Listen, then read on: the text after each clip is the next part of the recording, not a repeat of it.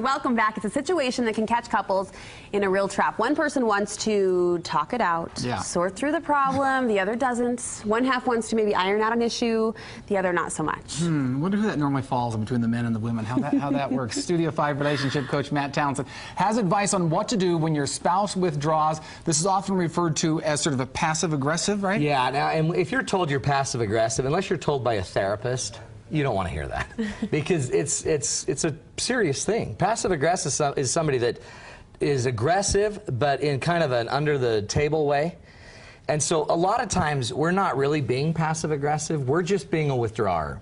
So be careful. Don't label your partner or you may lose them. But it's a huge, this is the #1 cause of divorce. Really?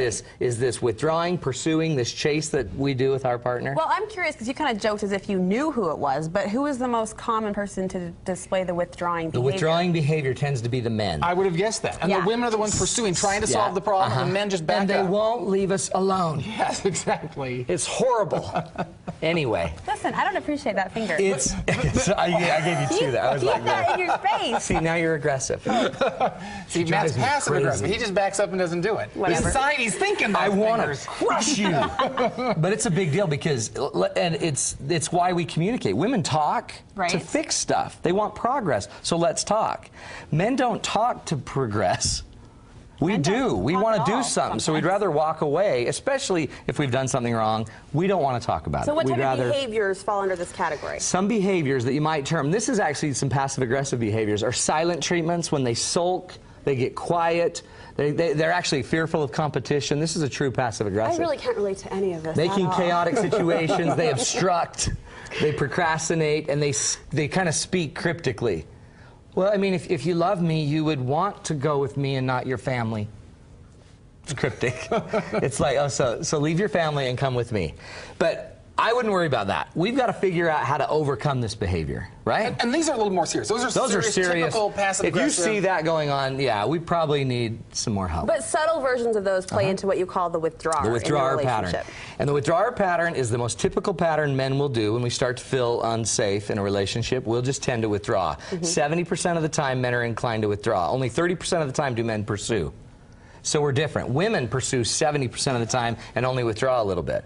So as you're listening to this, the big key, the first key to fixing this, we've got to fix it, right? First key is women, we should just withdraw a little more. If you would just flat out leave us alone. No, I'm going to get in trouble. No, just kidding. That's not bad. But you've got to recognize your rut.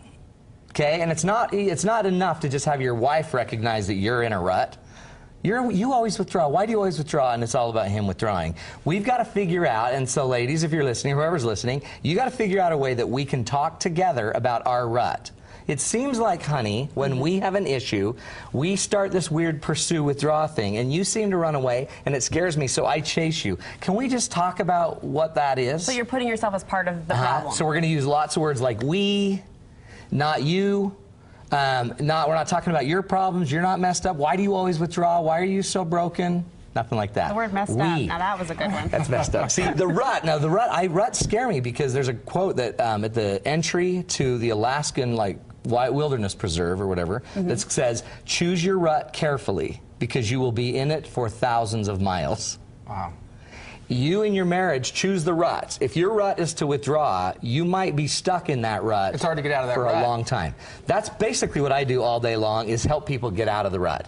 First, I need you to talk about it. One way is tape this, bring your husband in and say, "Oh my gosh, I have realized that I'm too pursuing and aggressive with you, and I send you running." Kind of own it. Okay, so that's the second rule. Okay. First, recognize the rut. Second, own your pattern. Own your part of the pattern. What you do, how you commonly handle it. So even if you're the pursuer, acknowledge it and say, "Hey, honey, I'm a pursuer. I want to correct this." And own it. See, what I like to do is normalize it. So when couples come in, I'm like, "Oh yeah, you're a pursuer, you're a withdrawer. Welcome to the real world.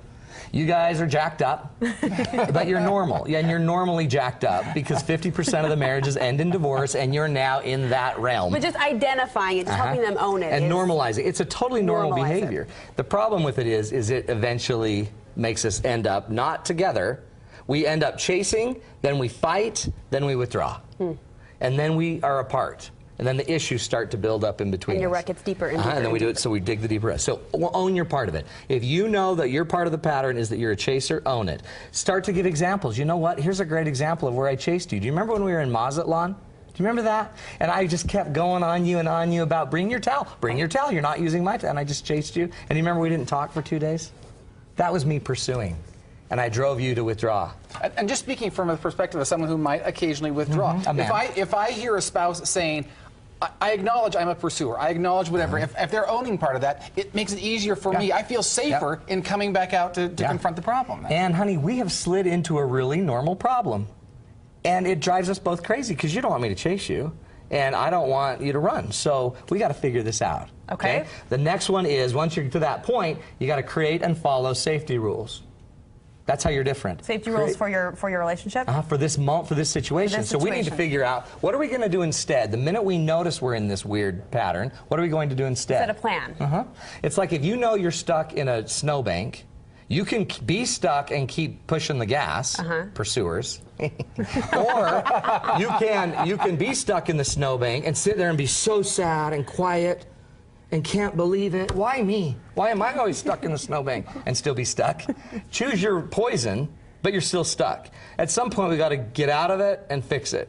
So when you start to see you're stuck, we make a rule. So this is one of the big things we teach in the program is we show you how it's normal, we show you what the patterns look like, and we teach you what to do instead. You also say vital signs come into huge Vital signs are the keys of it all. What are vital signs? Vital signs. When you go to the doctor, they check your vital signs to see where you are, right? So the way we know where our partner is, if they're ready to become a pursuer or withdrawer, is we check their vital signs. There's 3 signs I look for that the minute you see them, you're going to know they're a pursuer is coming or a withdrawer. When you see negative emotion going up, when you see anger and frustration going up, when you see understanding going down, meaning the more confusing it's starting to get, and when you see trust dropping, you can predict in about 5 seconds you're going to see the pursuer withdrawer come out. So the way I want you to start anticipating pursuer withdrawer is start noticing the vital signs. You can all walk in a house and feel that there's a change in the force. Something's not right. And you know it's going to hit the fan. And so instead of getting, what's wrong? Tell me. What happened? Is it, instead of pursuing, you might want to then go back to your rule. Honey, I can see you're upset. Let's do our rule. Let's figure out how Don't you run. I won't chase, but would you be willing to talk about it for 5 minutes in a half hour? And this seems like really, there are 2 parts here, and so both people have to be doing something correctly to get the. We got to get them on the same page. Love it. You have a communication workshop coming up? This is what we do. So if you.